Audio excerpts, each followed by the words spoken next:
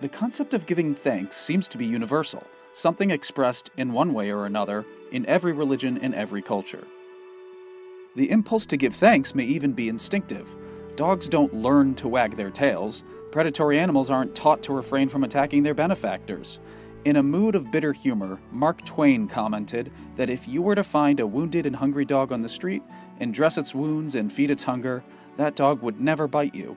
And that, Twain claimed, is the main difference between dogs and men. Although the phenomenon of human free will is often perceived as intrinsically good, Twain's wry observation emphasizes that it is only as good as the choices we make with it. We sometimes use our free will to overrule our best, purest instincts, including gratitude.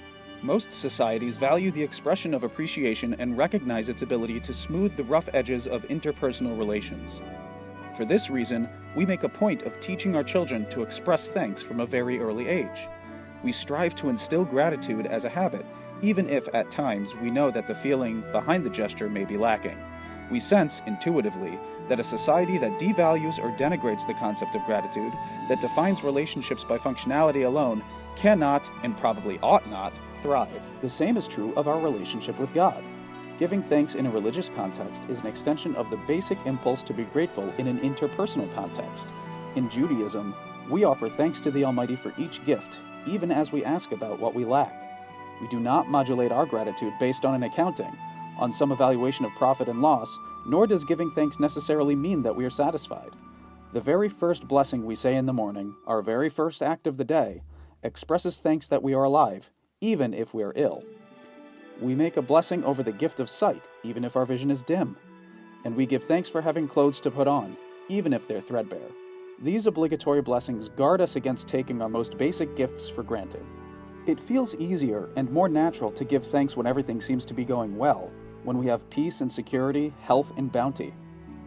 But when we are in a situation of war and fear, of sickness and poverty, when our inclination is to cry and curse, it is much more difficult, but it is still possible and necessary. When he was poor and starving, the famous Reb Zusha is said to have thanked God for giving him such a good appetite. It's no coincidence that Reb Zusha's profound capacity for gratitude was matched by a deep relationship with God.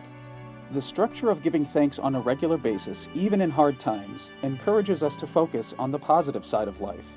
It does not mean that we forget the dark side, just that we keep a true perspective, giving the positive side its due.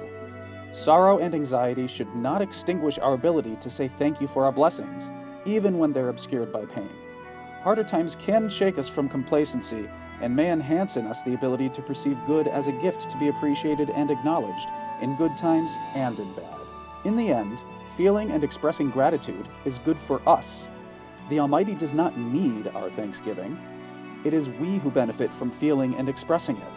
Our Jewish liturgy contains a seldom noticed prayer hidden within a prayer which acknowledges this.